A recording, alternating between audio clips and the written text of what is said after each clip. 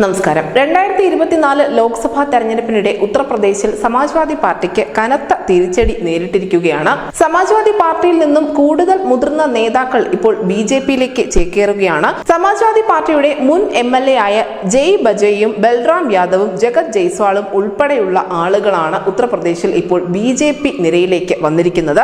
ഉത്തർപ്രദേശ് ഉപമുഖ്യമന്ത്രി കൂടിയായ ബ്രജേഷ് പഥക്കിന്റെ സാന്നിധ്യത്തിലാണ് ഇവർ BJP അംഗത്വം സ്വീകരിച്ചിരിക്കുന്നത്. മുൻ MLAയും നിരവധി അംഗങ്ങളും ഇന്ന് ഞങ്ങളുടെ പാർട്ടിയിൽ ചേർന്നിരിക്കുന്നു. എല്ലാവർക്കും സ്വാഗതം.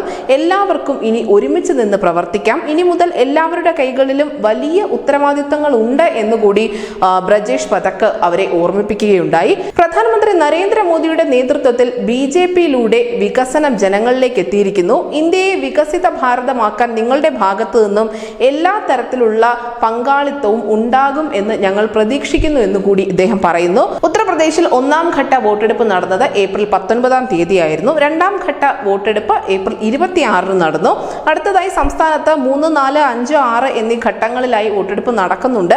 മെയ് 7, മെയ് 13, മെയ് 20-ാം തീയതി, മെയ് 23, ജൂൺ 1 എന്നീ തീയതികളിലാണ് വോട്ടെടുപ്പിനി നടക്കാനുള്ളത്. ജൂൺ 4-ാം തീയതി വോട്ട് എണ്ണുകയും ചെയ്യും. എന്തായാലും അതിനു മുൻപാണ് സമാജ്വാദി പാർട്ടിക്ക് ഒരു വലിയ തിരിച്ചടി നേരിട്ടിരിക്കുന്നത്. 2019 ലോക്സഭാ തെരഞ്ഞെടുപ്പിൽ സമാജ്വാദി പാർട്ടി ഏറ്റവും മോശം പ്രകടനമായിരുന്നു പുറത്തെടുത്തത്. അതിൽ നിന്നൊക്കെ കരകയറുന്നതിന് വേണ്ടിയാണ് INDA എന്ന പ്രതിപക്ഷ മുന്നണിയുടെ ഒപ്പം ചേർന്നുകൊണ്ട് ഇത്തവണ അവർ മത്സര രംഗത്തുള്ളത്. എന്തായാലും ഇങ്ങനെയുള്ള സഖ്യ സാധ്യതകൾ ഒരു വശത്ത് സമാജ്വാദി പാർട്ടി തുറന്നിടുമ്പോൾ മറു വഴിയിലൂടെ അവരുടെ നേതാക്കൾ തന്നെ പടിയിറങ്ങി പോവുകയാണ്. News desk news India Malayalam.